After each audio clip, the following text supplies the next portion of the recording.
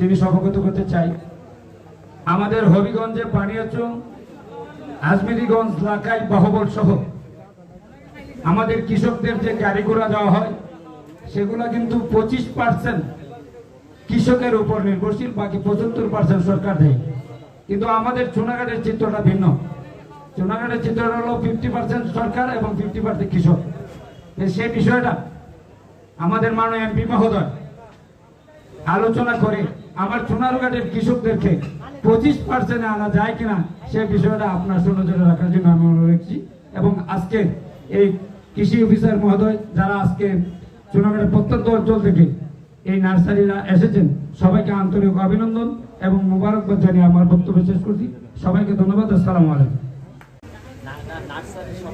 কৃষি প্রযুক্তি মেলা 2024 ও কৃষকদের মাঝে সার্বিক বিতরণ অনুষ্ঠানে সম্মানিত আজকে প্রধান অতিথি চুনারুঘাট মাধবপুর নির্বাচিত মাননীয় সংসদ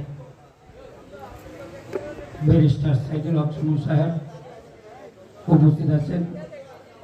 আমাদের আজকে সভার সভাপতিত্ব যিনি করছেন এসএলএন মহোদয়, ভাইস চেয়ারম্যান মহোদয়, কৃষি অফিসার মহোদয়, 6 নং সদর ইউনিয়নের সম্মানিত চেয়ারম্যান মহোদয়, আমাদের 3 নং দরগাছ ইউনিয়নের সম্মানিত চেয়ারম্যান মহোদয়, মুক্তিযোদ্ধা মহোদয় সহ অসংখ্য আমাদের ইলেকট্রনিক মিডিয়া ব্যক্তিত্ব,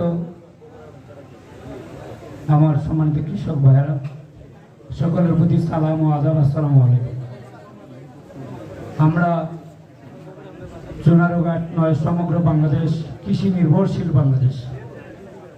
আমরা কৃষক যদি বাঁচি তাহলে বাংলাদেশ বাঁচবে। বাংলাদেশে